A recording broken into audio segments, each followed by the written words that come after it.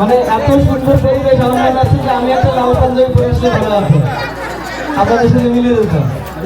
আর আমার প্রত্যেকটা লিফলেটের ভিতরে আমরা কি কি কাজ করবো সেগুলো লেখা আছে। আমি করে তারপরে কালভার সংস্কার, তারপরে আপনার আবার দেখা হবে নির্বাচনের পরে। আর আমি নির্বাচনের পরে যখন আসি তখন আমরা এই কাঠের সাঁকোটা দেখবো না, তখন আমরা একটা ব্রিজ দেখবো।